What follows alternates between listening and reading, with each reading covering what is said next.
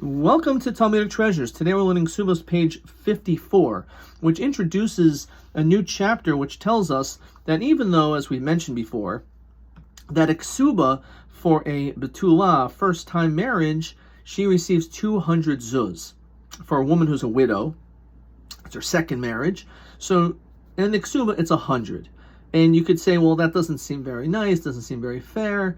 The truth is, that is the minimum. However, over here we're told that if a man wants, he could add as much as he wants, even as it says, mea mana, even 100 mana, a substantial amount of money, he could add that to the Ketubot. So the fact that a woman gets only 100 or a woman gets 200, that doesn't mean that that is the maximum. That's the bare minimum.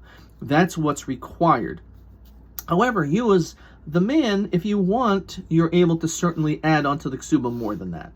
On this, the Talmud asks, why does it even need to mention that a man can give more to his wife in the Ketubot than the minimum amount? It seems obvious. Why would we think that that would not be the situation? And the Talmud tells us something quite amazing. The Talmud says that you would maybe think that he's not allowed to give on the Ketubot any more than the 200. Why? Because what happens if we're dealing with people that don't have so much money? You don't have this mea mana. You may come from very humble beginnings. And maybe the Rabbanon, the rabbis, instituted, no, every girl gets 200, every Betulah gets 200, regardless of if the man's rich, if the man's poor. Shelo levayesh et mi she'en lo, so as not to embarrass someone who doesn't have. So you may come across a really lovely man who just doesn't have all the money to be able to write that into a Ketubot. And that would be a tremendous humiliation, that one man writes millions of dollars and one guy gives nothing, or bare minimum of the 200 zuz. Not nothing, but compared to millions and millions of dollars, it certainly seems insignificant.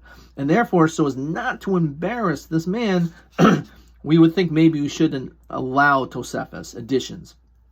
So this is the Mishnah, therefore, is telling you we do allow it. We do allow it. But it shows, even in the thought process, the sensitivity that the sages have, that when it comes to someone who has money, not to flaunt it, not to allow them to flaunt it, and someone who is poor, how they could feel really hurt and embarrassed, in pain, that they're not able to provide for their wife to be what he would really want to give, like everyone else, but because of that, he just can't do it. And this has actually become an issue in Jewish weddings, that we find sometimes that weddings are hundreds of thousands of dollars. And it's beautiful if you have the blessing of money and you are successful. So certainly have a beautiful wedding. Have a beautiful wedding for your son. Have a beautiful wedding for your daughter. However, there are people that cannot afford it.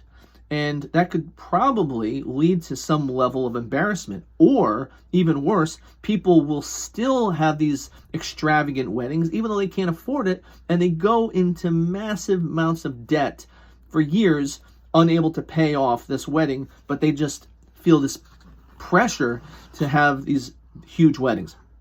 And because of that, in reaction, there has been a lot of wedding halls and a lot of communities that actually have set amounts, and they have packages for individuals so that no one should feel embarrassed or uncomfortable. And therefore, there is this bare minimum, which is not such a bare minimum. It's still a beautiful wedding, but it's a way of getting people not to spend so much, and maybe not so much because it's wasteful for them. Let them do it. They have the money, let them enjoy it.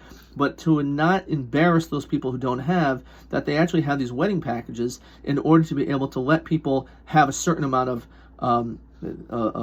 money, and they're able to pay for a wedding and they could afford it.